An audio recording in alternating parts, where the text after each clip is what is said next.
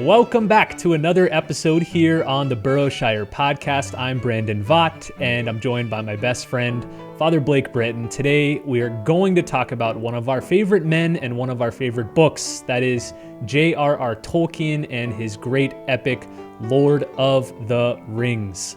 Father Blake, this has been a long time coming. I'm glad we're finally going to have an episode to discuss it.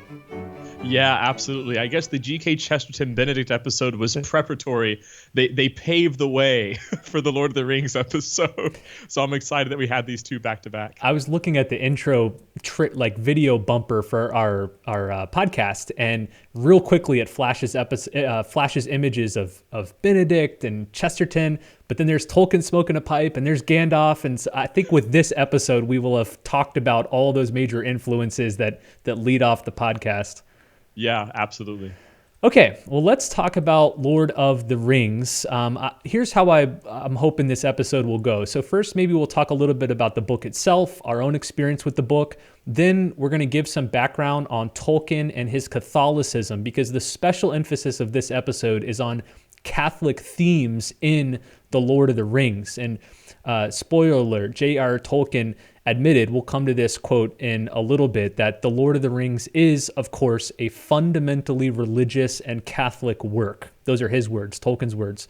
So the first half, we'll talk about Tolkien, his Catholicism, and then the second half, we'll go into the books themselves, highlighting specific Catholic themes. So before we get to that second half, I'm going to issue another spoiler warning. So if you haven't read the book, just close this podcast and go read the book first. That's way more important than anything that you'll hear us say. But I will give a fair warning about halfway through where we'll cover some spoiler parts of the narrative. So even if you haven't read it, you can still enjoy the first half of this discussion. So let's start with this, Father Blake. Talk to me about when you first discovered Lord of the Rings, your history reading it. I know you're a big Tolkien fan like I am. So give us a little bit of background on you and Tolkien and the book. Oh, goodness. Well, they say that Thomas Aquinas came out the womb, declaring the sed contra, and I came out the womb just opening up the first lines of The Hobbit, And at the end, there was this green door. But no, I mean, my first exposure was actually mandatory exposure, I guess you could say, because I was required to read The Hobbit in school, in my Catholic school, St. Thomas Aquinas. And so I really didn't know too much about Tolkien before that. And I was in 4th or 5th grade at the time when we were assigned the reading. So I went through it. I really didn't enjoy it too much initially, and I think it's just because I had to develop still this reading spirit within me. But that was my first exposure to Tolkien. The next time that I'd really be exposed to The Lord of the Rings was, of course, when those wonderful movies came out. And I watched all of them, and I was amazed. And then, of course, I learned that they're rooted in this book, and that's what led me to read the books, which were even more amazing than the movies. And by that point, I was already in my teenage years, 13, 14, and my vocation was starting to solidify in my heart as well to the priesthood. So I was able to detect these Catholic themes within Lord of the Rings immediately, as soon as I started reading through it, without even knowing Tolkien's background as far as his Catholicism. When I started reading through them saying, oh my goodness, these are such profound Catholic elements. These are inspirations of heroism, of sacrifice, of prophecy, of this sort of priestly character also, which I saw in Gandalf mostly in sort of relation to him. And he still remains one of my literary role models. I love how Gandalf is such a selfless, sacrificial man. I think he's a very priestly character, although I know there's other themes of priesthood throughout Lord of the Rings as well, and other characters. But that was my initial exposure to the Lord of the Rings, and Tolkien has become a staple in my literature ever since. I mean, I read him regularly, especially some of his nonfiction works. I really enjoy his essay on fairy stories. I think it's a delightful essay, and also one that is very necessary to recultivate authentic imagination and authentic artistry within our world. And also his other works that he wrote outside Lord of the Rings. There are multiple other fiction or nonfiction works that he wrote that are just superb. And I came to eventually appreciate him as not just the author of one of the great epics of English literature, but as an English writer, period. His ability to put together prose in such an entrancing way really was stunning to me. And I use him as a model in many ways in my own writing and how I speak. Yeah, my history very much parallels yours. I think my mom bought me a set of the Lord of the Rings books when I was in high school, but I just never read them. And then the movies came out. And like you, I went to go see all of the movies, was entranced by Peter Jackson's work. I think it's one of actually the very few cases where the movies pretty much do as Yeah. good as the books. There's some misgivings here and there. Maybe we'll talk about them as we go along. But he did a phenomenal job with the Lord of the Rings Yes. movies. So I saw those movies and then went back to my bookshelf and realized I had the books. And so I started picking them up, reading them, fell in love with them. This was long before Catholicism was on my radar. And so I, like many people, read Lord of the Rings first and then later began to unpack these Catholic themes. And I had an experience I think a lot of people do that take that route where it's Tolkien first, Catholicism later. They realized that Tolkien laid the groundwork for this sacramental imagination that once you encountered the real thing in Catholicism, you were much more available to it. You were much more Yes. drawn to it because you had already fallen in love with it through Tolkien's work. So he had that sort of sacramental enchanting effect on my mind. And then, man, ever since then, I just haven't stopped reading. I've read Lord of the Rings several times, pretty much all the rest of his fiction and nonfiction. I remember reading an interview with a lady. She was asked, how many times have you read Lord of the Rings? And she just said, well, you never really stop reading Lord of the Rings. She said, Yep. as soon as I get to the end, It's true. I go back to the beginning. And that's how it's been for me. I read all of my heavy fiction, or I should say longer fiction, like, books that are more than 500 pages on my Kindle, just because I don't like carrying around the real thick books. And on the Kindle home screen, it has the 3 latest books you've read, so you can get right back into them. And Lord of the Rings, I think, for the last 8 years has always been one of those 3. So I'll read like another book, but I'm always going back into the Lord of the Rings. So it's my favorite book. Tolkien's my favorite fiction writer. So I think you and I both share that in common. Yeah, and it taps into, of course, for you and I in particular, that love of battle and the sort of Norse mythology, which I know we'll speak about later in the podcast. And that's just something else that many people don't realize, is that Tolkien is actually the one who revived this entire field of fiction and fantasy novelship, and actually not only revives it, but brings it into a whole new genre. And a whole new way of writing. All those who came after him are really trying to be him, actually. And he really did something quite revolutionary in penning the Lord of the Rings. All right. Well, let's talk a little bit about the book itself, Tolkien the Catholic, and then we'll get into the specific Catholic themes. So I just wanted to mention a couple facts that when I first heard them were a little surprising, but also encouraging as a lifelong Tolkien lover. So one of them is that at the end of the last millennium, so it was near the year 2000, the BBC ran a poll throughout the United Kingdom asking what was the best book of the century. And with a landslide, Lord of the Rings won the day.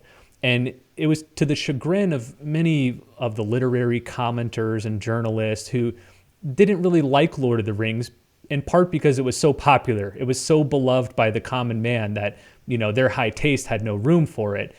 So they ran another poll, and once again, Lord of the Rings popped up at the top. They did a similar poll in the United States. I got to find the source for this. I'm just quoting it from memory. Lord of the Rings wasn't number 1, but it was like number 2 or number 3. So almost every poll that's been ran over the past few years of the best books over the past millennium, best books of the past century, Lord of the Rings is always near the top. Here's a review of the Lord of the Rings. I want to quote this. It's about a paragraph long, from C.S. Lewis. So remember, C.S. Lewis was the great friend of J.R.R. Tolkien. They were part of the Inklings group. And when the first volume of the Lord of the Rings came out, The Fellowship of the Ring, here was C.S. Lewis's review in a local paper. He said, "This book is like lightning from a clear sky. A reviewer need say little except that here are beauties which pierce like swords or burn like cold iron. Here is a book that will break your heart. They will know that it is good news, good beyond hope. To complete their happiness, one need only add that it promises to be gloriously long." Lewis said the book was so good that he was happy that it was so long. It's over 1,000 pages. And then he concludes saying, as we read, we find ourselves sharing their burden, their being the characters of the fellowship, And when we have finished the book, we return to our own life, not relaxed, but fortified. And I wanted to quote that line because to me, that's one of the best qualities of this book, is that you finish this long epic, you close it, and you don't just think, man, that was a good story. I had a lot of entertainment out of that. I really enjoyed that. You close that book, and the world around you, you now see in a different way. You're now fortified with new virtues and a new sacramental view of the world that you didn't have before reading that book. So unlike almost any other book I've read, this book has shaped reality for me. It shaped the way I see the world beyond the book. And for that reason, I think it is deservedly considered one of, if not the best book of the past 100 years. Yeah, and that's how you know it's rooted in something transcendental. It's not just a fantastical work from someone's imagination, but it taps into eternal truths which fortify the human heart. As a spiritual director, what I'll do with some of my spiritual directees, or even with those that I help in confession and counseling, is I ask them to find some form of literature or maybe even a scene in a movie that really talks to the depths of their soul. And anytime that they find themselves getting lackadaisical in their spiritual life, or they find themselves in this sort of pit of sadness or this depression, if you will, in the spiritual life, to go ahead and turn on that scene in the movie or open up that chapter of the book and just let those characters inspire you. And that could rekindle that initial virtue that you had when you followed Christ. I do that regularly with Lord of the Rings. When I find myself in spiritual direction, or I find myself exhausted as a priest and all the things I'm working, I just read Gandalf talking to Frodo in the caves, the Mines of Moria. And those beautiful lines. That's probably one of my favorite interactions in all of the books. Or I read through Frodo and Sam going up Mount Mordor. And just my heart is inspired to say, I can climb the mountain of holiness. They made it. They made it to the end. Or I can be that wise sage figure that's patient with those who are still trying to seek and understand, like Gandalf was with Frodo. So you see in there an inspiration for your own spiritual life as well. I'm trying to think what I would say if you asked me that question, because I'm a little worried that in the context of spiritual direction, I'd say, the scene that really speaks to my heart is the Battle of Helm's Deep, where Aragorn is just slaying millions of orcs. And then you'll be challenged to come up with some spiritual lesson from that fact. And I would, some way or shape or form, after I pulled it up on my iPhone and say, let's watch it together real quick. Let's watch it a few times together. Yeah. Well, perhaps if we watch the movie together, we could find the reason why this speaks to you. Actually, on that note, I should interject here as a true Tolkien fan. If you're going to watch the movies, watch the extended editions. That's the dividing line between the amateurs and the real Tolkien enthusiasts. So set aside 4.5 hours for each one of the films, 15 hours for all three of them together, and enjoy the extended editions. Now in 4K, they just redid them and remastered them in 4K. I hold as a badge of honor, and I will say it now to the world through this podcast. When I was in college, I made the Lord of the Rings extended marathon. I did it, guys. I watched all 3 extended editions in the one day. I don't know how many pizzas I ate in that day, nor do I know how many brain cells and heart cells I killed eating all those pizzas and watch all those movies. But I am proud to say that I did it once in my life. So. I feel like there should be I hope my bishop isn't watching this podcast. What's that called when you go on a special pilgrimage and you receive is it an indulgence or like a plenary indulgence? Yes. Yeah, there should be like a Lord of the Rings extended marathon plenary indulgence. Oh, absolutely. Well, you might be dead at the end of it. So you'll need that indulgence. But no, I mean, I agree. I think this is something that's very important for us to bring up in pastoral formation. So we'll have to see. All right, let's talk a little bit about the Catholicism of the Lord of the Rings. Again, we'll get in a moment here into specific scenes and characters. But overall, let me read you a quote from one of J.R.R. Tolkien's letters. He's got a beautiful collection of letters in which he answers questions about his own work, but there's letters in there that he wrote to his children when they were young, when they were old. A lot of beautiful advice as a father. He comments on Catholicism a lot, talks about marriage, talks about the Eucharist. So I encourage people, if you've read the Lord of the Rings books, pick up his collection of letters. They're quite beautiful. But here's one of them. Here's what he says. The Lord of the Rings is, of course, this is of course as if it's obvious. The Lord of the Rings is, of course, a fundamentally religious and Catholic work, unconsciously so at first, but consciously in the revision. This is why I have not put in or have cut out practically all references to anything like religion, to cults or practices in the imaginary world. For the religious element is absorbed into the story and symbolism. Talk about that quote, Father Blake. Yeah. I'm often emailed or asked by people, especially in the video game industry as well as in the movie industry, Father Blake, what can I do as a practicing Catholic in this industry to influence it for the good? And in many of their minds, the idea is, for example, in the video game industry, they're like, let's make a Catholic video game, meaning it's a Bible video game, where we have Bible stories and stuff, or let's make it about one of the lives of the saints, or the same thing in the movie industry. Let's make a movie about one of the lives of the saints. That's how I'm going to influence the Catholic industry. It's not to say that those are bad ideas or bad things, but they're not fundamentally Catholic things. What it means to be Catholic, what it means to have a Catholic imagination, is to have this realm of fantasy and imagination that reflects the deeper goods without even necessarily explicitly alluding or referring to them. There are many ways to say Jesus without saying Jesus. There are many ways to talk about the cross without ever mentioning the cross. And Tolkien does that throughout Lord of the Rings constantly. You see that because he builds upon this foundational encounter that he has had with Catholicism, and which he has now taken to his heart, and over years and years it's matured through prayer, through contemplation, through Eucharistic adoration. Now it overflows out of him in this fantastic mythological way, but that is still shot through with these amazing transcendental truths. And that's what makes something essentially Catholic. And that's the genius, by the way, that evangelized much of Europe. Think of something like Beowulf. Beowulf, which is it is my favorite epic poem of all time. Brandon knows this. I read Beowulf multiple times a year. I go through it regularly, sort of like how you do with Lord of the Rings. Beowulf, fantastic epic poem of this Norse background, of this Anglo-Saxon mythology. And what do the monks do? They take this poem, they then use this character as a role model for young Anglo-Saxons of Christian virtue. See, they didn't just go and write an explicitly Christian story.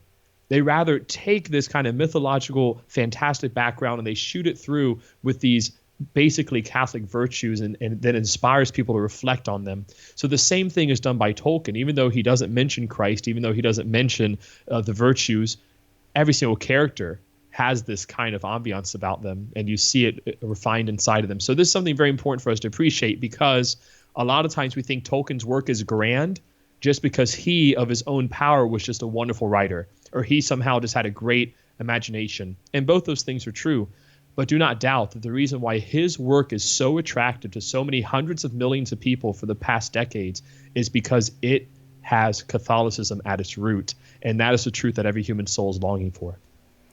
Yeah, Lord of the Rings is not just a book by a Catholic author. It is emphatically a Catholic book. That's what Tolkien is saying himself. It's fundamentally religious and a Catholic work. But I think people sometimes get confused when they come to it because, as Tolkien suggests in the quote I just read, there's no mention of God, prayer, no church, no religion, no worship, no liturgical sacrifice. And so they think, how could this book be Catholic? But you have to understand that what Tolkien was aiming at was not to produce allegory. In fact, he was adamantly against allegory. So allegory is where certain figures or things in the story represent or stand for other things in our world. So a great example of this is the fiction series by his good friend C.S. Lewis, The Chronicles of Narnia.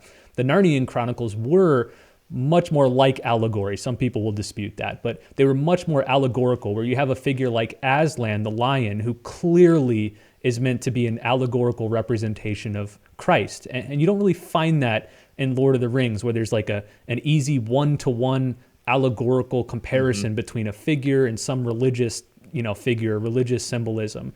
But what Tolkien was trying to do was not present like an easy religious apologetic. He wanted to imbue the entire Catholic sacramental worldview into Middle Earth, into this huge creation, this huge legendary myth that he wove together, not so that any particular instance could be directly correlated to a Catholic saint or a deity or a sacrament, but so that the whole thing brought the entire Catholic worldview into people's minds and hearts.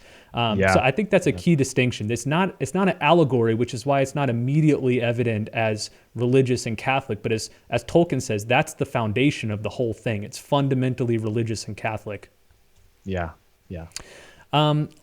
Before we get to the themes here, one more thing I wanted to talk about is Tolkien's personal Catholicism. Many readers don't know that Tolkien was a devout Catholic, a devoted mass goer. In fact, 2 summers ago, Father Blake and I went to Oxford together, and we not only got to visit Tolkien's home parish, I believe it's St. Augustine's parish there in Oxford, but Father Blake got to celebrate Mass, and then we spent time with the pastor there, Father John Sayward, one of my favorite spiritual writers, and he alerted us after the Mass that during the Mass, sitting in the front pew was Tolkien's daughter, Priscilla Tolkien. So we got to share Mass with Tolkien's daughter, and Father Blake celebrated Mass there. I know that's still one of the highlights of both of our lives. Oh, it was incredible. And it's funny because at one point I eyed the elderly woman sitting there in the front row, and she was quite pious. I mean, in a very beautiful way, she was a woman of deep prayer, and I was impressed by that. Little did I know I was consecrating the Eucharist for Priscilla Tolkien, and it was just such a powerful and inspirational moment to hear from the pastor that's who that was, and to see that she has been going to daily Mass there for decades, just like her father taught her. And her father very much was a Eucharistic man, a man deeply rooted in the tradition of the sacrifice, the Holy Mass, and the other sacraments. And you could see that he instilled that upon his children, so much so that one of his sons became a Catholic priest. And then, of course, his other children maintained their practice of the Catholic faith. Yeah, I remember we stayed afterward to pray there for a while in the church. And then I think later during our England trip, we came back to that church to pray even more. Yeah. And I remember contemplating there, looking at this beautiful altar, and they still remember Tolkien sitting, I think it was either the first pew or the second pew or whatever. I remember thinking, there sat the man who created this whole, Middle-earth legendarium, but it all came from this place. He would sit here looking at the beauty of the Blessed Sacrament, and it was that beauty that permeated his whole world. In fact, here's one more quote I want to read. This is from one of his letters. I think this one was to his son, but he's speaking about the Eucharist. Here's what he says. Out of the darkness of my life, so much frustrated, I put before you the one great thing to love on earth, the Blessed Sacrament. There you will find romance, glory, honor, fidelity, and the true way of all your loves on earth, and, more than that, death. I remember the first time I read that quote thinking, all of those things are what shine through in the Lord of the Rings. Yes. Romance, glory, honor, fidelity, death, and the beauty of death, the beauty of mortality. But Tolkien here is saying, I got all that from the Blessed Sacrament. Yes. And so that church we were in was sort of the seedbed of the entire legendarium. And there you see the catechetical and the formational nature of the Holy Eucharist, that in observing what Christ has done for us, it informs our own character. So as Tolkien, day after day, starting in his boyhood, because he's partially raised by a priest, but also then leading into his adulthood, day after day, he's witnessing the sacrifice of the liturgy. He's watching something seemingly normal and mundane become divine and transcendental, bread and wine, through this interlocutor, this interactor, if you will, who is the priest.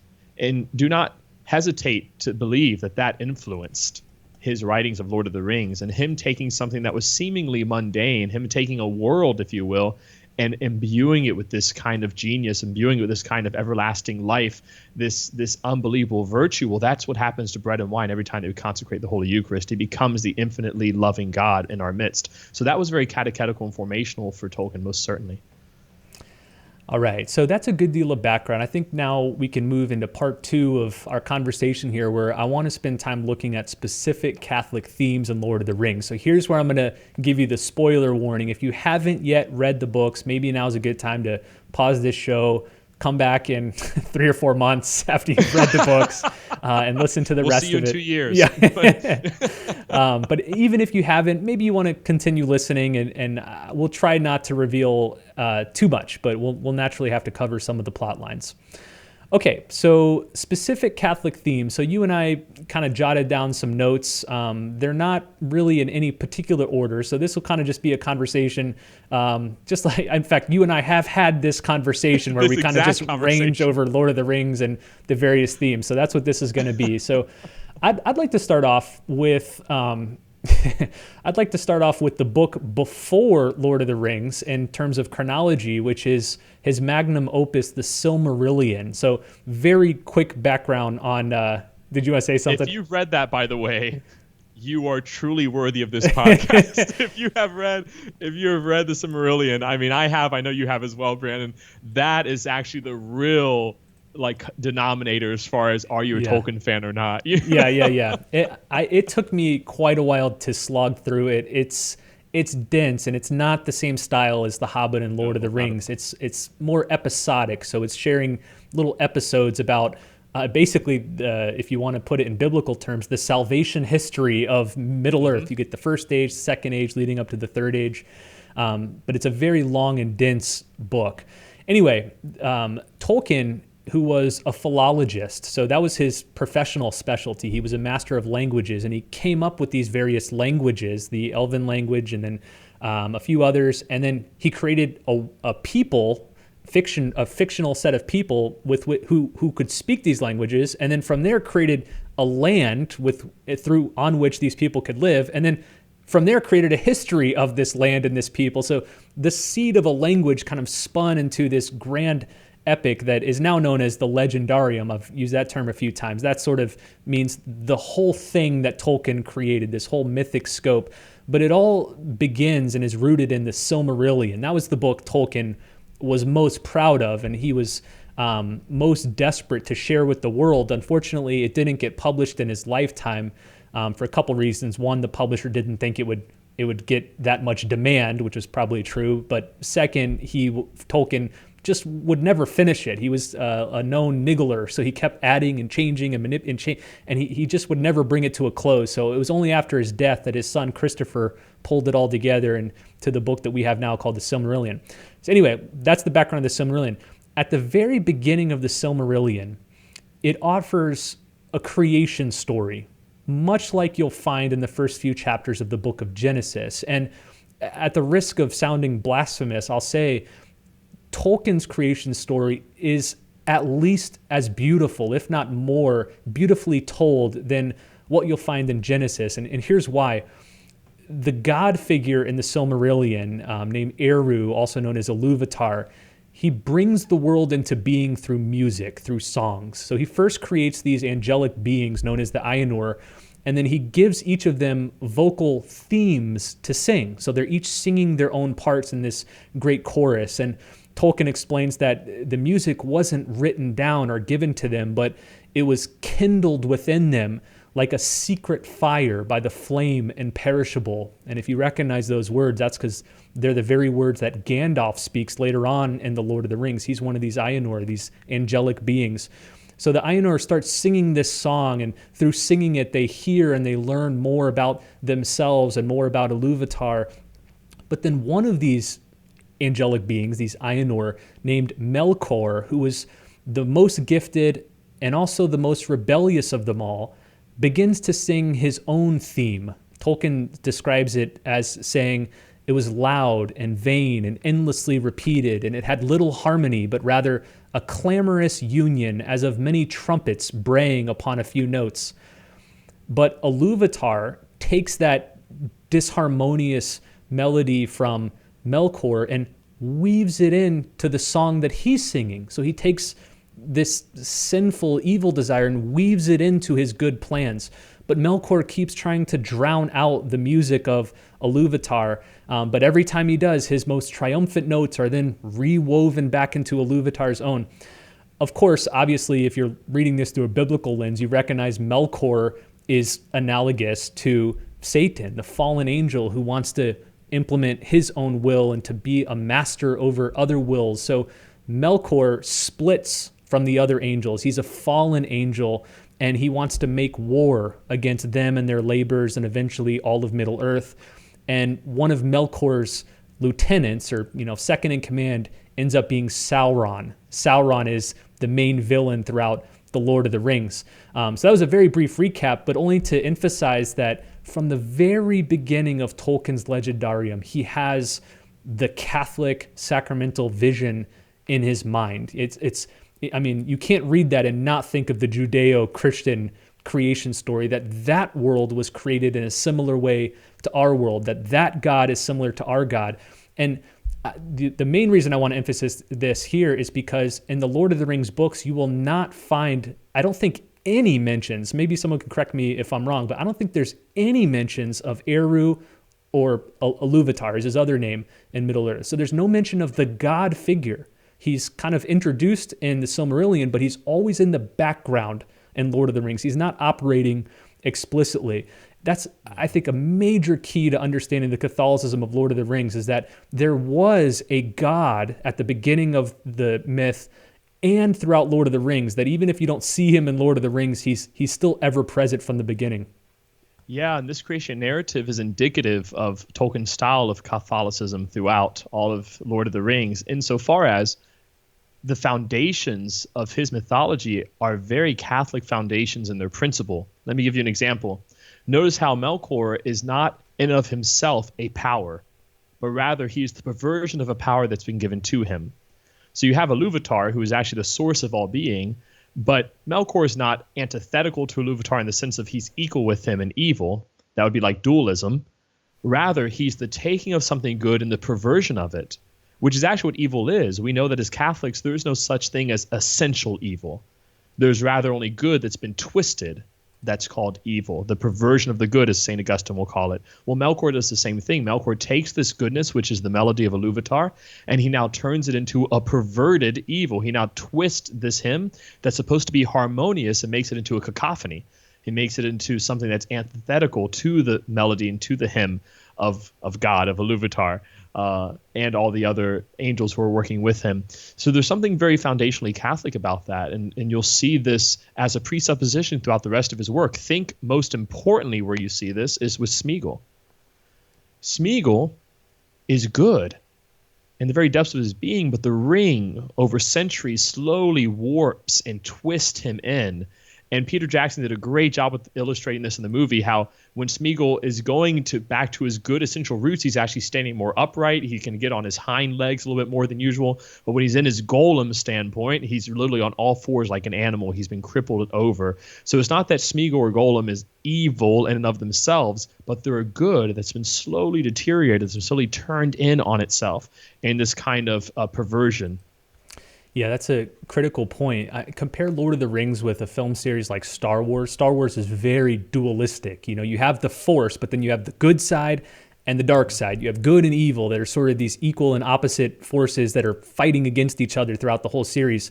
But that's not Tolkien's vision. The Tolkien vision and the Catholic vision is that good is primordial and evil is derivative from the good. So evil is just some privation or some corruption of the good. You mentioned Gollum already. Gollum is a hobbit. He's a withered hobbit. He doesn't look anything like the hobbits, but he started off like a hobbit. In fact, I think it's at the beginning of the third film where it shows how he discovered the ring, and he is a hobbit, and then it was only after greed and lust for the ring over many, many years that he becomes this withered Gollum. We also discovered that the trolls are bred in mockery of the Ents. So the Ents are these tall tree-like creatures. The trolls are evil warpings of the Ents. The orcs are evil warpings of the elves. The Nazgul, or the Black Riders, are evil warpings of human kings. And so that's a very important point Tolkien wants to make, is that evil can't create anything of its own. As you said, Father Blake, there's nothing that's just essentially evil that can give rise to evil. Even Satan isn't completely evil because he exists and being is good. Anything that exists has some measure of goodness. And so Tolkien gets that from his Catholic metaphysics, that evil is a corruption of the good, a warping of the good, and not something essential in itself. Absolutely. And this is what makes, for example, Smeagol Golem one of the most beloved characters. I found that fascinating. If you look upon statistics of favorite characters in Lord of the Rings, Smeagol Golem is always near the top. And I think because we see a little bit of ourselves in Smeagol Golem. When we look at him, we see what happens to us whenever we sin. that we have this goodness and we really are trying. We're trying to get over our addictions. We're trying to get over our struggles. We're trying to be good, but there's something within us that keeps twisting in on itself, and we can sympathize, we can empathize with the struggle that Smeagol Golem's going through, but that's because he's an incredibly Catholic character, and he really shows through that Catholic drama of trying to triumph over sinfulness. Let's talk a little bit about the ring, because the ring is what does this warping, especially in the case of Smeagol Gollum. That's one of my favorite depictions in The Lord of the Rings, is the effect that the ring has on people's identity and their sense of reality. So is this the point of the podcast where I recite from memory in black tongue the inscription around the ring? Oh, please. And then you come back like Gandalf and say, you cannot utter, or excuse me, not like Elrond, Lord Elrond, and say, you cannot utter that speech in this land of Rivendell. Do you know it? Do you want to say it? Go ahead. No, don't worry about it. Go ahead. Anyway, the ring, so all of these rings were created, but there's one ring to rule them all, one ring to bind them. Right. But this ring, when you put it on, you turn invisible, and you have a massive amount of power. You're able to control nature. You're able to control other creatures. So that's why it's naturally attractive to most characters, even the good characters. They think, the kings of the stewards of Gondor think, if we can only get this ring, then we can defeat Sauron, because we'll use it for good. That's always the excuse, and the justification is, if we get the ring, we won't be corrupted by it. We'll use it for good. But what everyone realizes once they acquire the ring or put the ring on is how it slowly starts warping your soul. You think that you're gaining power, but in reality, you're being brought under a power. You're being controlled by Sauron, who created these rings. And the way Peter Jackson does in the films is brilliant too, that when a character like Frodo puts on the ring, all of reality around him becomes distorted. It's kind of wavy and blurry. However, he's able to see with clarity evil things. He's able to see the Nazgul and these dark kingly figures in much more clarity than he is without the ring. And so it's a key hint at what the ring of power does to you. And the ring of power can just symbolize power with a capital P, that it tends to corrupt your own identity. It tends to blur reality around you, and it brings you under the control of powers that you perhaps weren't expecting to give allegiance to. And this is very typical of how Satan and evil works in general. Satan is a master of illusion. And what he always tries to do in our spiritual lives is bring into focus the evil at the cost of the beauty. Because in the end, evil is actually much smaller than good, and it's much weaker than good. But if it's all that you see, if the enemy is able to put blinders on us and make us hyper-focus on the evil, it seems quite terrifying and powerful. And you see that when someone puts on the ring, is that you're right. They come under this influence of they're no longer able to see, foremost, the goodness of their own being, but also the goodness of the world around them. And this now makes them hyper-focused on evil, which distracts them from their ultimate vocation, from their ultimate call. One thing that I didn't pick up on my first couple times reading through Lord of the Rings, but that I only realized after reading this book, it's called The Battle for Middle-earth by Fleming Rutledge. I'm going to mention several books by the end of this episode here from my Tolkien library, but Fleming Rutledge points out the pervasiveness of, you could describe it as a passive voice in the background of Lord of the Rings. And let me give you an example, which will probably clarify it more. There's a key scene near the beginning where Gandalf is explaining to Frodo the significance of the evil ring and the significance of it being discovered by Bilbo. Bilbo is Frodo's uncle. He's just this simple hobbit, this country bumpkin. Frodo's wondering, why Bilbo? How, of all the people in Middle-earth, why this little hobbit? How did he end up with the ring? And here's what Gandalf says. There was something else at work beyond any design of the ringmaker. I can put it no plainer than by saying that Bilbo was meant to find the ring and not by its maker, in which case you were also meant to have it. And that may be an encouraging thought. There's several scenes like this throughout the books where usually Gandalf, but sometimes other figures will reference almost as an allusion to fate or destiny, but it's not merely passive. It's like there's this active agent kind of working behind the scenes, pulling a few strings here and there to Providence. Yeah, basically. That's what I'm trying to drive at is Tolkien, I think this is what makes his work so brilliantly Catholic is the whole story saturated with providence, but he never mentions the name of God. Yep. Yeah, absolutely. There's the brilliance that we allude to. I call it Catholic genius. And genius in the traditional sense of being this diffusive kind of ability to transmit the truth. The Catholic genius of Tolkien is you're in the background. You'll constantly have these themes going on. You're right. Providence is actually one of the most important themes that's not mentioned explicitly in the book, but definitely is in the background the entire time. The fact that everything that's happening is being guided by a love, is being guided by a hand, not in a dictator kind of way, not in this way that is not respectful of the freedom of the individual characters, but overall, there's an essential goodness to reality that's guiding all things, which Sauron cannot put his claws around. And that's something that inspires also another great theme in Lord of the Rings, which is hope, one of the most fundamental virtues of all. Yeah, let's go there. Let's talk a little bit about hope. Say more about that. Yeah, so throughout all of Lord of the Rings, you have, again, this highlight of power, mainly in the person of Sauron. We could go back to the Silmarillion as well and speak about Melchor and all of his legions of the Balrog and these sort of creatures that come out of it. But overall, in the Lord of the Rings, in Third Age, you have Sauron as the symbol of despair, which often he brings to being, as it's said by Gandalf. Wherever he goes, he brings despair, this kind of hatred, this fear, this anxiety. This is what he takes away. Even Mordor is described as this land of ash, that with this noxious gas that you can't even breathe through.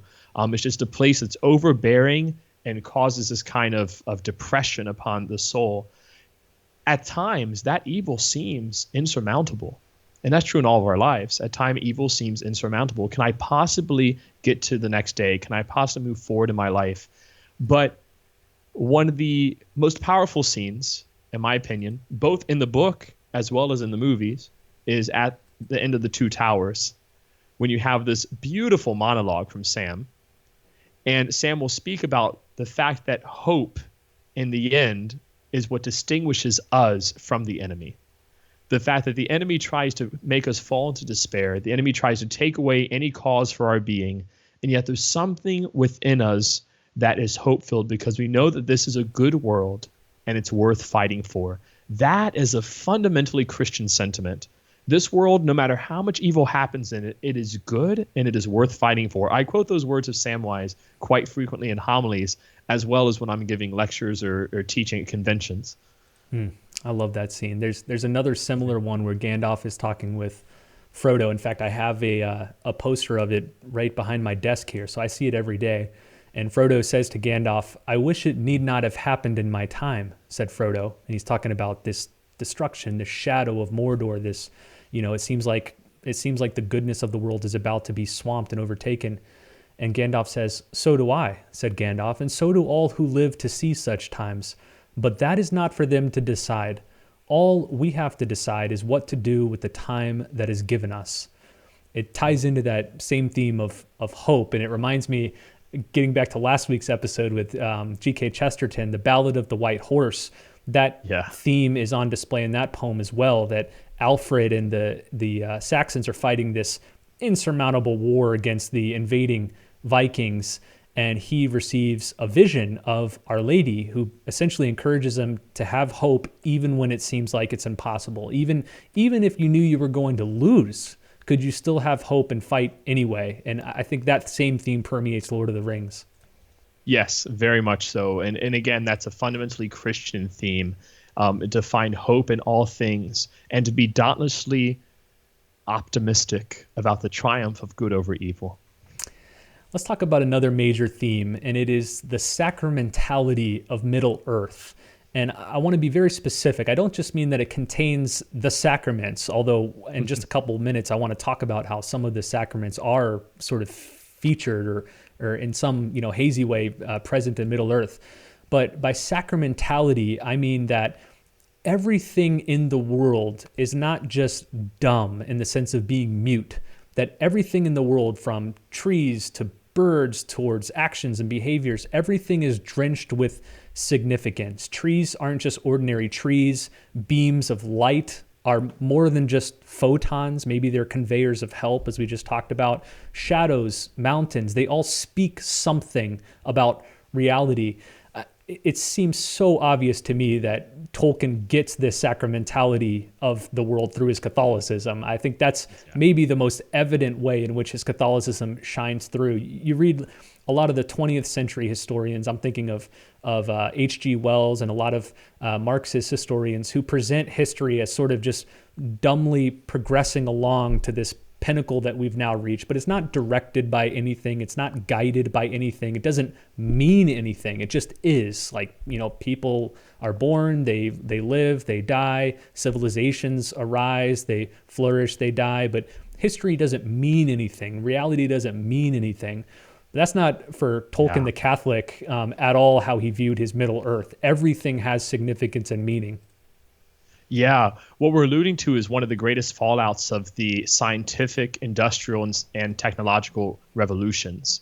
The fact that there was a fundamental change in how humanity now views the created world after these events. This is not to speak against the goodness of science, but it is to say that science does not explain the whole of reality completely and sufficiently. And the Industrial Revolution and the technological revolutions have done even worse to heighten this tendency within modernity and post-modernity to say that the world is a dead, inert object. It's just a collection of atoms, atomic structures that with my intellect and rationality, I can manipulate for my own will and volition. Well, if that's the world, it's a very cold, dead place. Yet before the scientific, industrial, and technological revolutions, the way that Catholics saw the world, so we had a fundamentally Christian ethos in society, this is what we call Christendom, we understood the world as sacrament, meaning the world spoke to a reality higher than itself. And as you mentioned, everything in reality speaks to the beauty of its creator and becomes a sign and a symbol of each other. It's interacting with one another. The Native Americans, for example, received this with joyous love when they received the gospel in the New World. This is why Native Americans had such an easy time converting to Catholicism. And it wasn't through forced conversions and all this sort of, mentalities that we hear. That was not what happened en masse with the Native Americans, as we know from our histories. Rather, the Native Americans had this natural inclination to Catholicism because of the sacramentality of Catholicism, because they too, in their own spirituality, understood the world means something at its very depths. And then when they learn about Christ, they're like, oh my goodness, yes, this is what it means. All of reality is pointing towards a lover that seeks me and towards a greater good to which I'm called.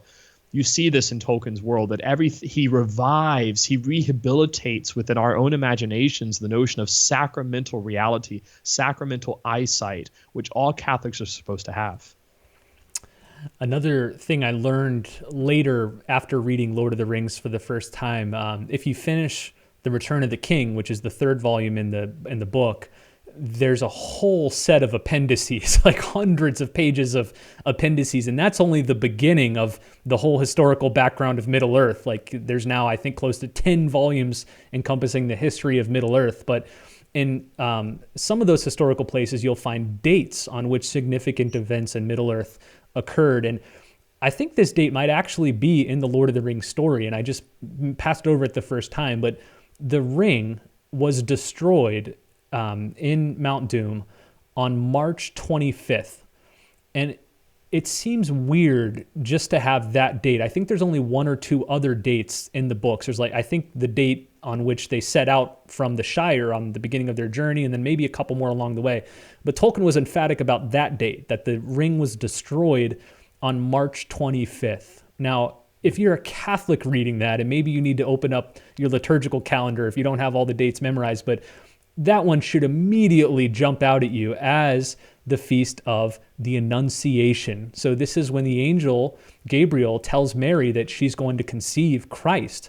And, as Catholics, or just as humans, we know that life begins at conception, right? So the incarnation, although we celebrate it at Christmas, the incarnation really took place on March 25th. So the entrance of Christ into the world took place March 25th, 9 months before Christmas.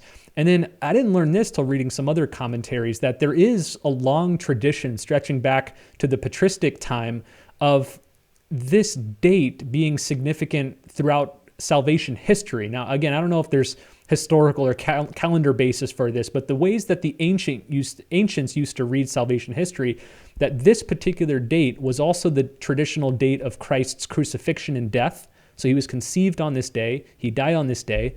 It was also the date of the creation of Adam, the date of the fall of Lucifer, the date of the passing of Israel through the Red Sea, and again, the date of the destruction of the ring. So what Tolkien is trying to signify here is that the destruction of this ring of power is also the same date through which the Savior of the world is born, through which all of death, destruction, evil is finally defeated, not just in the historical sense, but in the cosmic sense as well. Yeah. Oh my goodness. See, I did not know that till you just mentioned it. That's pretty powerful.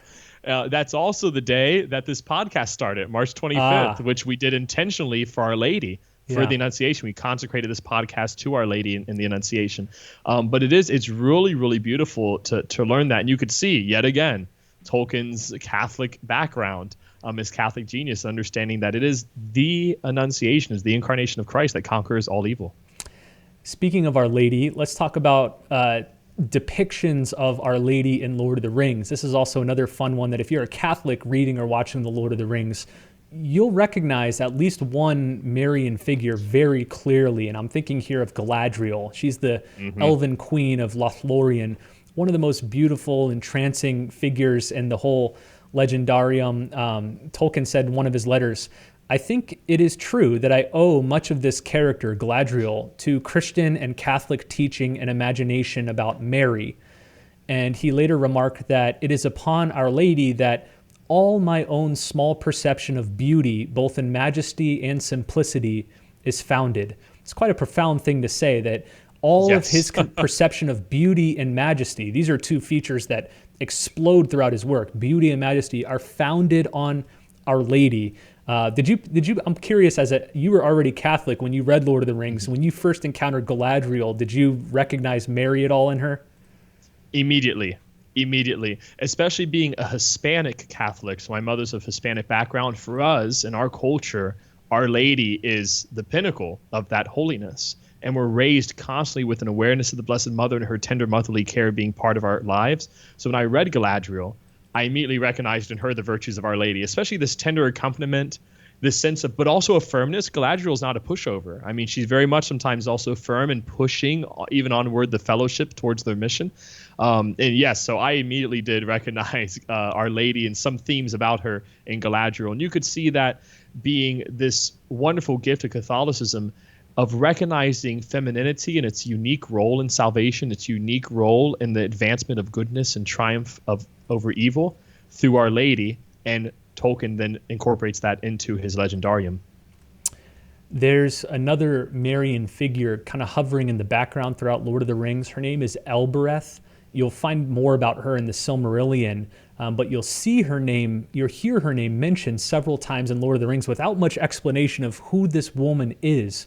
But Frodo calls out to her almost as a prayer when he's attacked by the Nazgul at Weathertop. And then the first time he uses this phial of Galadriel, Galadriel gives him this special potion in a phial, and it gives off light and goodness. And he's being attacked by the big spider Shelob, and puts forward the phial of Galadriel and again invokes Elbrith, her name, as sort of a prayer. Aragorn refers to Elbrith's name as deadly to the Nazgul, that even speaking the name wards off the Nazgul. So think here as a Catholic of the power of the name of Mary and Our Lady. But then I think the most beautiful scene, and maybe the most Marian scene of the whole series, it's early in the book. Frodo and Sam encounter the elves. I think they're walking through the woods and they're singing a hymn to Elbrith. Let me just read you a few lines of that and tell me if you can't recognize the Blessed Mother in these lines. Snow white, O Lady clear, O Queen beyond the western seas, O light to us that wander here amid the world of woven trees. O Elbrith, Gathoniel, we still remember, we who dwell in this far land beneath the trees, thy starlight on the western seas.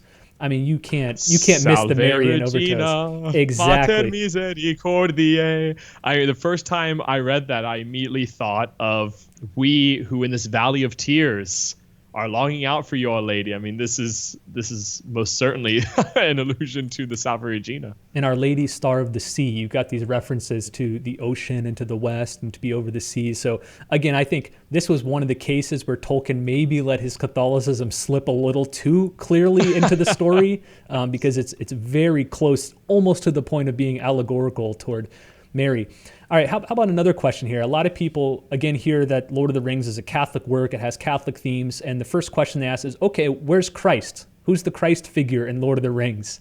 And they're probably thinking of, in the Chronicles of Narnia, Aslan is clearly the Christ figure. In the Harry Potter series, Harry Potter, although not fully a Christ allegory, is very clearly the full list, depiction of Christ. Where do we see Christ in the Lord of the Rings, do you think? Everyone. And this is very Catholic as well.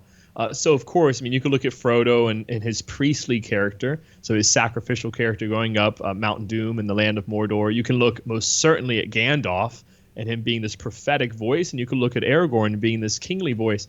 But I think that one of the uniquely Catholic aspects also of Tolkien's work is that at some point in the story, all of them become a Christ figure, meaning they all are take up that mantle of virtue, meaning the heroes all take up that mantle of virtue and sacrifice, even going down to Merry and Pippin. At some point or another, they are quite heroic in their sacrificial love, and that's true through our baptism. I know we are going to hone in on three characters here in a minute with Frodo, Gandalf, and Aragorn, but I did just want to make the point that you can look at all these characters, just like each of us are baptized and Christ is alive in us, and through their unique personality, they do manifest this Christ-like attitude of service and sacrifice. There's sometimes when they fail, sometimes when they fall short, but in the moments of virtue, they all really do take on this Christ-like mentality, this Christ-like figureship. But three in particular sort of stand out. Do you want to focus in on those for a second, Brandon? Yeah, we'll walk through them one at a time. But before we get to that, I just wanted to piggyback on what you just said, that it strikes me one of the major themes of Vatican II was the universal call to holiness, that we're all in some way participating in the fullness of Christ's identity. And I think, correct me if I'm wrong, it specifically says in one of the Vatican II documents that just as Christ bears this threefold office, priest, prophet, king, many past encyclicals and councils have emphasized that all priests share in that threefold task, priest, prophet, king. But what Vatican II introduced, I hesitate to say that because it's there latent in the whole tradition, but they articulated it that all the laity are also supposed to share in this threefold office, that the laity are supposed to manifest the priestliness of Christ, the prophetic nature of Christ, the kingly nature of Christ. And so in some ways, Tolkien is anticipating Vatican II. He wrote these books shortly before the Second Vatican Council. Maybe there's like a doctoral dissertation for somebody like J.R.R. Tolkien and Vatican II in conversation. Who knows? By this point, when Tolkien's writing his work, there would be several lay movements that are rising up with this notion behind it very emphatically. Most, of course, prominent of which is Opus Dei, in the beginnings of that movement before the Second Vatican Council was concluded. But yes, this is a theme that is rising up and being revived in Catholicism in the 40s, 50s, and 60s, mainly due to the rediscovery of patristic text in the past 2 centuries of Catholicism, because this is a very ancient notion that all laity are called to universal holiness, and also that through baptism we share in this threefold office of Christ. So let's walk through these three main characters, Frodo, Gandalf, and Aragorn, because again, I think it's a master stroke of Tolkien's that he doesn't have just one Christ figure that's an allegorical representation of Jesus, but instead he sort of refracts the light of Christ in various characters. And you kind of listed out how most people see it, Father Blake, that Frodo is kind of the priestly character, Gandalf is the prophetic character, and Aragorn is the kingly character. I've seen other people apply the framework of the Trinity on those three people. I've seen other people do mind, soul, and heart on those three characters. But let's stick with the priest, prophet, and king. I'd like to raise one of the features of Frodo that as priest, he obviously is making a great sacrifice. He's carrying this ring of power under great duress across basically all of Middle-earth to destroy it when every evil creature and force on Middle-earth is bent against him. But one interesting comparison is to see that in light of Christ's Via Dolorosa, Christ's own carrying of the cross, the way of sorrows. Just as the crucifixion accounts are at the very heart of the Gospels, this Via Dolorosa of Frodo is basically the fundamental thread of the Lord of the Rings. It kind of, this priestly, in this priestly dimension, we see the carrying of the cross as like the bedrock of the narrative arc. Yes. And you see also in Frodo the true contradiction to the artificial sense of power that Sauron has. And this is very reminiscent of Christ. When Christ carries the cross, he carries upon his shoulders the false suppositions of man for what power is: domination, hatred, violence. And he now shows the true source of power: humility, mercy, and love. And this is something that all the powers of evil cannot even stand against at all by the shedding of Christ's blood. Frodo does the same thing. What does the ring symbolize? All the artifices of perverted power, violence, despair, hopelessness. And what does Frodo, a little hobbit, and that's just so brilliant of Tolkien to have these creatures, which are, by the way, these creatures are entirely from Tolkien's Legendarium. Hobbits have not existed before that. They are creatures of his own heart and imagination, and they're his favorite of creatures as well. He mentions them in the elves, of course. Tolkien also loved elves. But this understanding that it's the littlest, smallest of creatures, the most pathetic in the eyes of Sauron, who through his humility and love is able to conquer the might of Mordor. That is profoundly Christian and beautifully Catholic in its foundations. Yeah, whenever I think of that, I think of Therese and the little way. It's these small things with great love that ultimately explode the evil of Mordor. And it reminds me too of C.S. Lewis, Tolkien's friend, in Mere Christianity. He describes the incarnation of Christ as this great kingly conqueror coming clandestinely behind enemy lines in the form of a baby. Satan never expected Christ because he came in such a humble and innocent form.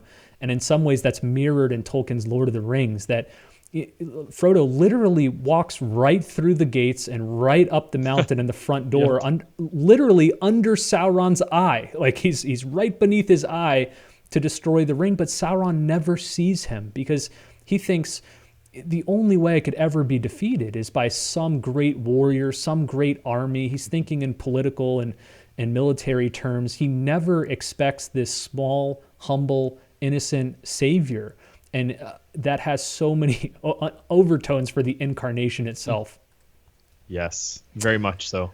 Okay, let's look briefly also at Gandalf. Now, many people think Gandalf is the priestly character. He looks like a priest. He's got these big flowing gray robes and then eventually white robes, and he's got a priestly wisdom and sagacity to himself. But you might say that Gandalf is the prophet because he's always revealing hidden knowledge. He's speaking the truth of God, or Iluvatar. He's working wonders. He's teaching others the way and leading them on the way. He's more of like a John the Baptist or an Isaiah or a Jonah. He's a prophet crying out into the wilderness against the evils of his day. Do you see that in Gandalf as well? Yes, absolutely. You see it in a special way in the interaction between him and Saruman. So Saruman is supposed to be this all-wise wizard. Of course, he's the head of the council and the great white wizard of wisdom, but yet he abandons wisdom for madness in his search for power. And who's there to speak against that? Gandalf. Gandalf looks him straight in the eye. As a brother wizard, remember that they both had these similar origins. They were sent into Middle-earth and entrusted with the same mission to help guide men, to help guide these creatures to freedom. And Saruman decides to use this opportunity, this vocation for his own devices, which ultimately leads to his destruction. And also, he loses that authority and that power, which is handed over to Gandalf because of his prophetic office. So you see Gandalf speaking against Saruman, speaking against the evil of Sauron, and even the power of language itself. The scene whenever he helps exorcise, if you will, Theoden, the king of Rohan, and to liberate him.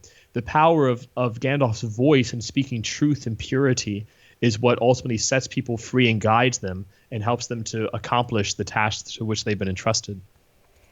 So we have Frodo the priest, Gandalf the prophet, and then the most clearest association, probably Aragorn the King. The third volume is titled The Return of the King, and it's referring to Aragorn.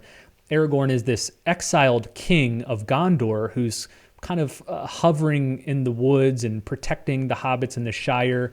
But he's been exiled from his proper kingdom of Gondor. Gondor is led for most of the story just by stewards or placeholders of it. And so a big part of the story is how Aragorn is coming back to claim the throne that is rightfully his. But man, it's so redolent of Christ the King, because throughout the Gospels you have this Savior who is the King of Kings, the Lord of Lords, but he doesn't immediately come into his kingdom, to use biblical language. He doesn't immediately take his throne. In fact, he's constantly telling people, don't, my time's not ready. Don't Yes. tell people who I am. He's almost deflective of his kingship. And we see that same thing with Aragorn. He is reticent until the time is right, until the fullness of time, if we want to use more biblical language, to become the rightful king. And then one more other beautiful scene. I love this part of Lord of the Rings. It's in the third book where he finally makes his way into Gondor, again, the kingdom that's rightfully his, but still not proclaiming himself as king. And there's some sick people that have been injured in the battlefield, and he goes into this healing house and asks how they're doing, if there's anything they can do. And then one of the attendants mentions that there was this legend, this prophecy, if you will, of Gondor, that the hands, let me see, I want to get this right. The hands of the king are the hands of a healer, and so the rightful king be known. The hands of the king are the hands of a healer, and so the rightful king shall be known. And so it's by healing that his identity is revealed. And of course, Aragorn is able to heal some of these major characters, and that's what exposes him as the true king. And if you're a Christian reading this, you can't help but immediately think of Christ the King, right? Yeah, absolutely. And you also see Aragorn's sort of dominion, if you will, over not just the living, but the dead. So think about this dead army that he summons up in order to help fight in the battle for Gondor, but also by releasing them. He releases them of their oath because they had failed in the previous battle. And now this is a way for them to redeem their honor. And this is a way of him as king letting them know through the blood that goes in his veins, because even the king of the dead says, that bloodline has been spent. And he says, no, that blood is in my veins. It's the blood of this king that gives him the authority over not just earth, but even the dead. This, of course, correlates to Christ, who is king of heaven and earth, and even has authority over death itself, the harrowing of hell, that ancient teaching that we see in the church that happens on Holy Saturday night. So you even see a connection there on that theological level between Aragorn and Christ the King. The reading and the Liturgy of the Hours on Holy Saturday, it's always that ancient one of my sermon. favorites. Yeah, I know you and I both love that. And it's like the same speech that Aragorn gives when he's going into to rally the dead. He's saying, like, awake, arise, I'm here to liberate you, I'm here to free you, I'm here to bring you life. So again, with the Christological imagination, you can't help but read Aragorn and see Christ all over the place. Okay, let's. I'm finally taking my first glance at the clock. We're at like an hour and 7 minutes, which it's probably pretty good for us. I got maybe 2 or 3 more things I wanted to kick around with you. So, a lot of people, when I talk with them about Lord of the Rings, say, "Where's Christ?" We've talked a little bit about that. They'll also say, if this is a Catholic book, where are the sacraments? How come the sacraments don't show up? How would you begin to answer that?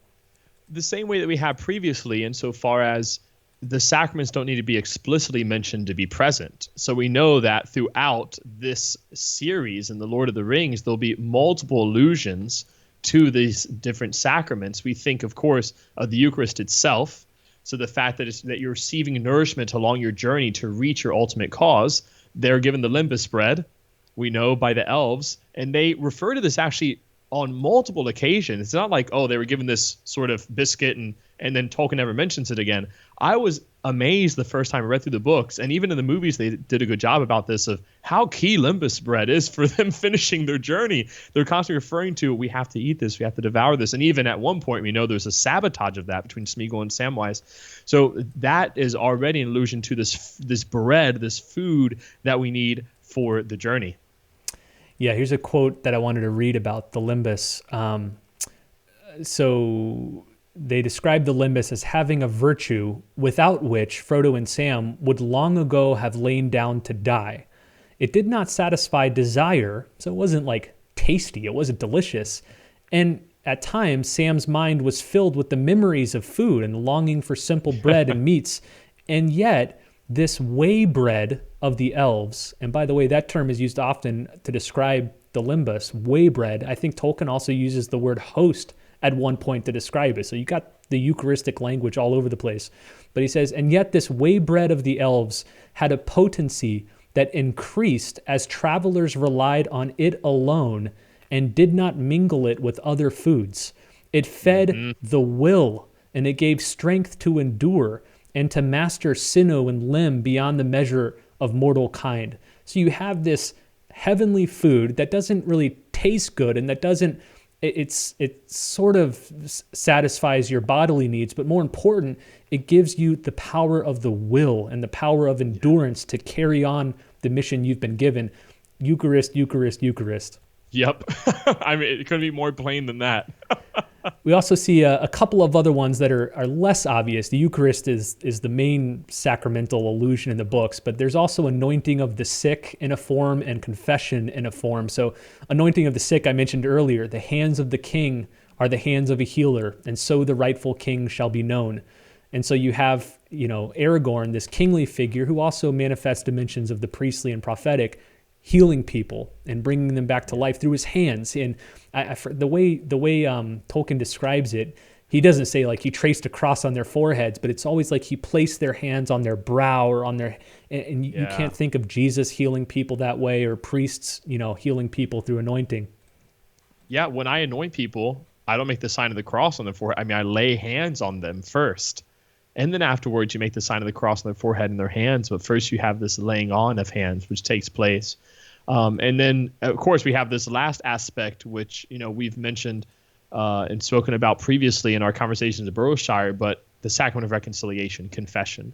We know that Boromir, who, again, is a very tragic character in some ways, and I say tragic in the traditional sense, to where his story is sad, but there's redemption, there's beauty at the end of it.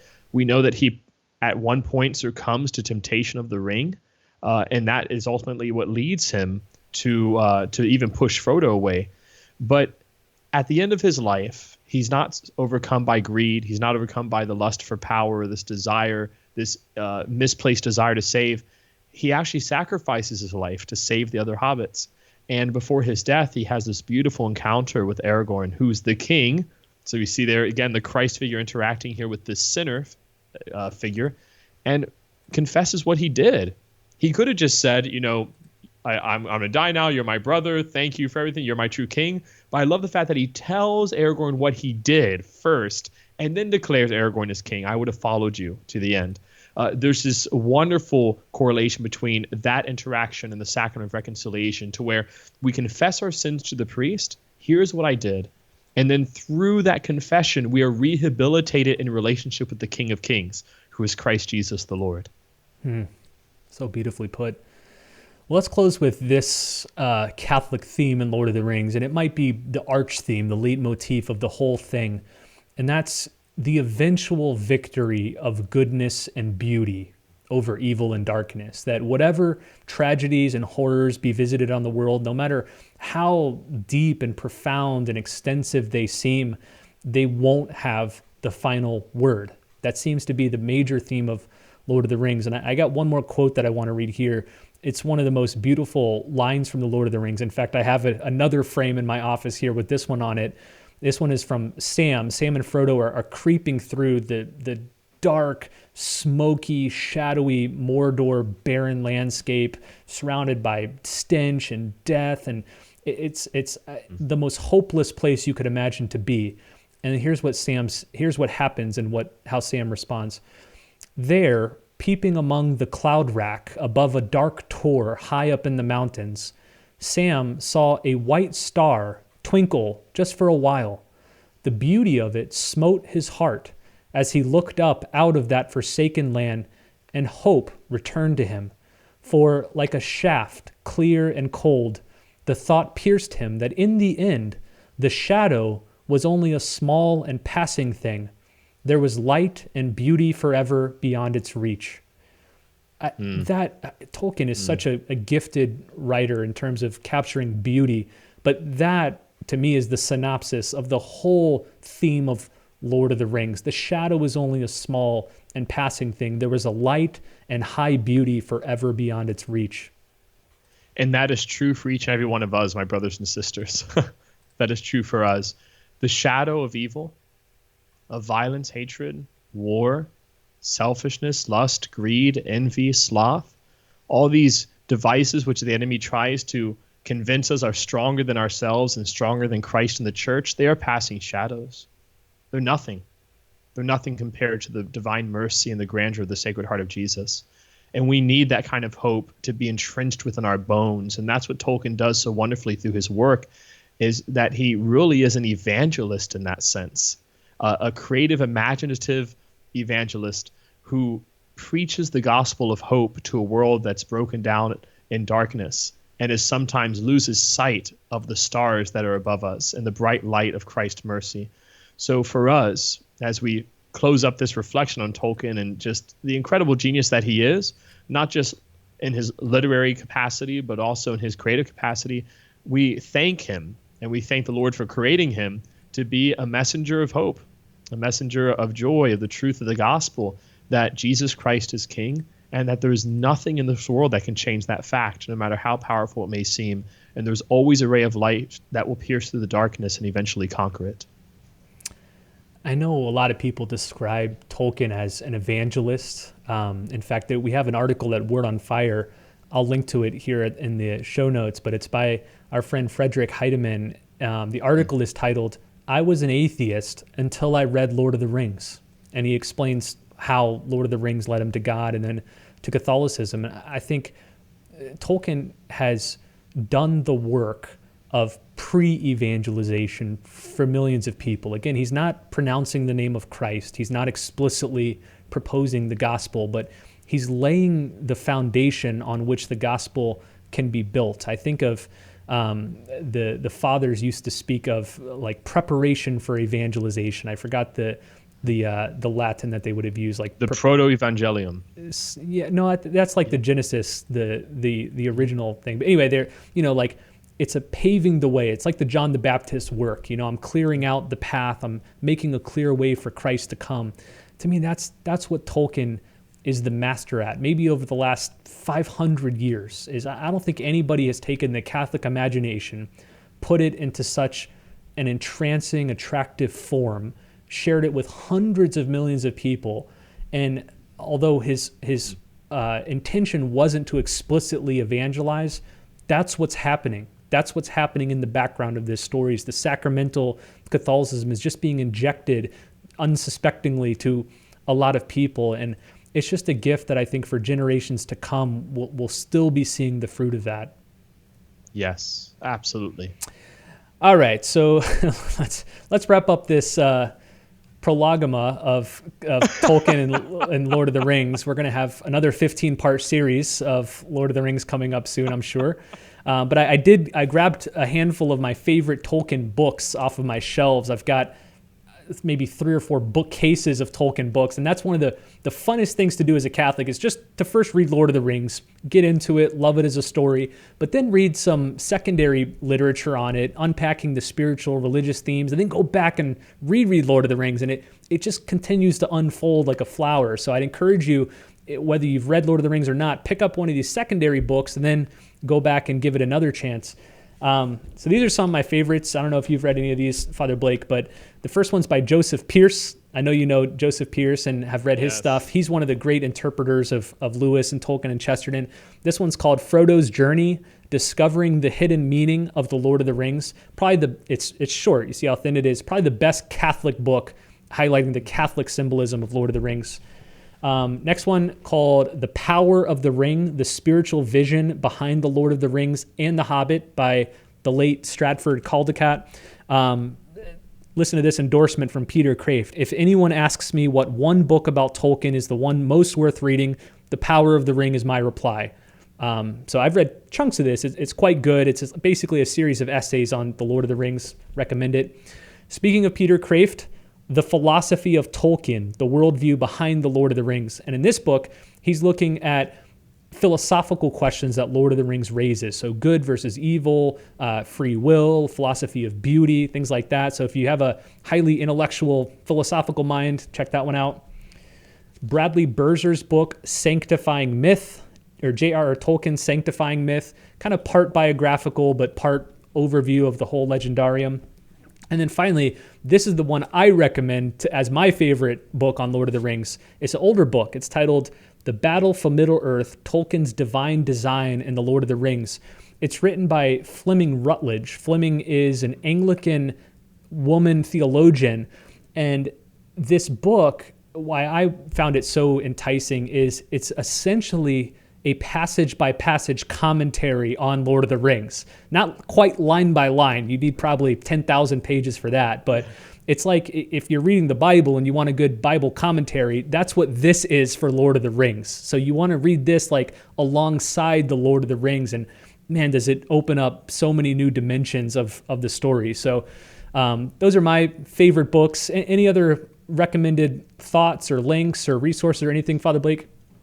I think Fleming Rutledge also did like a lecture, did she not, on the priest, prophet, king aspect of Lord of the Rings, or am I thinking of another text? Yeah, it certainly it's a little small. It's a small green book, and I should have brought it with me now that I'm thinking about it. But it's a wonderful text, and it's actually a lecture which was given in England on the priest, prophet, king aspects of Lord of the Rings. It's fantastic. So if I find it, I'll definitely give it to you, and we could share it in the show notes.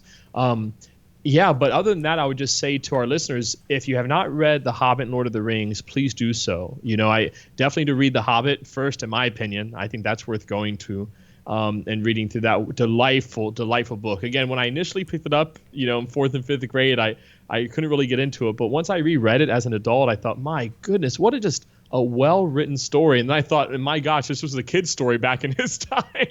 You know, how far below our literature's gone. So just reading The Hobbit and the Lord of the Rings is my suggestion, you know, along with this podcast. I think that will give you a good footing into the world of Tolkien. And then those other texts that you mentioned, especially one by Joseph Pierce, is quite wonderful. Yeah, I agree with that. I think The Hobbit's a good entry point. It's written at a lower level, so it's more accessible. Mm-hmm. Again, you said it was a kid's book. I remember the same experience. I'm like, oh, it's a kid's book. It's going to be, you know, breezy. And you read it and you're like, gosh, this is like at a college level. Like if that was kids' books back in the 40s or whenever it was. Yeah. Yeah. Good. Well, thanks so much for listening to this episode. If we inspired you to read Lord of the Rings, then we accomplished our goal. If you've already read it and we helped you to see some of the Catholic themes, then we're even happier about that. Again, I'll link all the books I mentioned, and I got some other extra links that I'm going to pop in there as well, including I'll link to a photo log of our England pilgrimage that Father Blake and I were on, because we took some good photos inside of Tolkien's church and all of that. And we also included addresses of all the Tolkien places, including his grave, which we got to visit. It was very moving. So if you ever go to England or find yourself there and want to visit these sites, you'll know where to find them. So thanks. Yeah, by far one of the best trips I've ever had in my life. And on that note, I think it's worth mentioning that we did lose a giant in the literary world as far as recently, Walter Hooper. And although he himself never really wrote as much as Lewis or as much as Tolkien, he most certainly was part of that group. And so we keep him in our prayers. For those who don't know who he was C.S. Lewis's secretary for quite some time, and himself actually a very accomplished writer. I mean, he wrote very, very well. But he just passed away recently, and Brandon and I had the privilege of having afternoon tea with him when we were in England, and just such a kind, delightful, and Catholic soul. I mean, really, who deeply admired Tolkien, you know, who knew him, and also deeply admired Lewis. So we pray for the repose of his soul and also his family during this podcast. Amen. Yeah, in the past year, we've lost Christopher Tolkien, who was kind of the great carrier on of J.R.R. Tolkien's legacy, and then Walter Hooper, who carried on Lewis's legacy. It's kind of the end of an era. We did our Benedict XVI podcast. It's like what's going to happen when he passes away. It's like one chapter of history is ending, and a new one must begin. Yeah, absolutely. All right. Well, thanks so much for joining us on this extended episode of the Boroughshire podcast. It was great being with you all, and we'll see you next time. Yes, only our true fans will watch the extended edition of the J.R.R. Tolkien podcast. But God bless you all, and see you all next time. Bye.